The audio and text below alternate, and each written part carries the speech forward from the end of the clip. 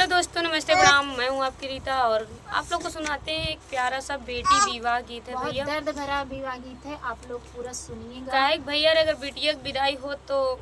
माँ से पूछा कि हाँ बिटिया घरे से जाती तो वही से रहा थी। तो आप सबके बेटी विदाई गीत मतलब विवाह गीत है और बहुत अच्छा है। जिक्र भैया एक बेटी और एक बेटा रहता है, इसमें आप लोग सुनिएगा। एक बहन एक भाई यानी दो बहन भाई का क्या अंतर है? आजकल समाज में क्या फर्क बताया जा रहा है बेटी और बेटा होने पर, तो आप लोग गीत को पूरा सुनिएगा तभी आप लोग को समझ में आएगा। बहुत ही सुंदर गीत है। कि इंसान मतलब आदमी बिटिया हो तो क्यों क्यों भैया मुंह थोड़ा फूल जात कि अरे हमरे बिटिया हो गया नहाका हो गया बेटो हो जात पूरे गांव में लेके मने लड्डू बांटत है। तो आजकल बिटिया बेटवा में का फर्क है आप सब गाने के माध्यम से सुनिए और कमेंट में जरूर बताइए।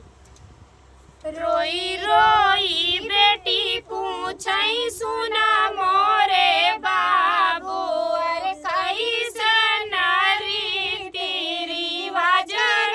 लाला नवा अरे कैसे नारी तेरी वाजर लाला नवा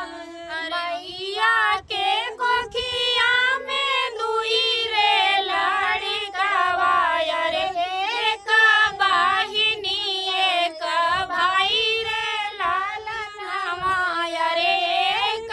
बाहिनी एक भाई रे लाला नवा अरे भैया के भाई बाबा बाजेला बधाइया अरे बेटी के भाई मन उदास रे लाला नवा अरे बेटी के भाई मन उदास रे लाला नवा बेटा के रखई बाबू अपने पजरवा यो बेटी के भेजई दूरी देश रे लाला नवा अरे बेटी के भेजई दूरी देश रे लाला नवा काहे के मोरे बाबू ऐसन दुई रीतिया अरे काहे का ऐसन भेद भाव रे लाला नवा अरे काहे का ऐसन भेद भाव रे लाला नवा नाही बाटई मोरी बेटी दुई कौनो रीतिया अरे नाही कौनो भेद रे भाव रे लाला नवा अरे नाही कौनो भेद भाव रे लाला नवा अरे तोहरे ही जन्म बेटी बाजेला बधाइया हो दूसरा पाप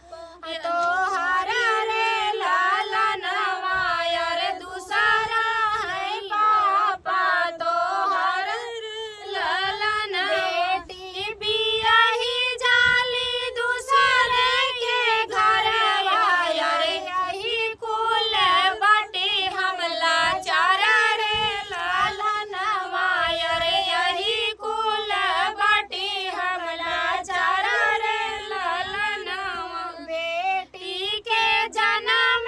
से ऊंची मोर पगड़िया अरे ऊंची मोर पगड़िया अरे बेटी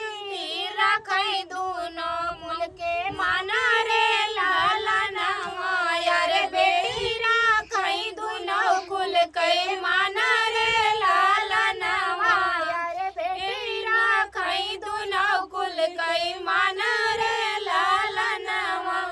तो भैया आप सबके समझ में आई गए कि बिटिया और बेटवा में का अंतर बा का फर्क बाटे गाने के माध्यम से आप लोग को समझ में आई गए।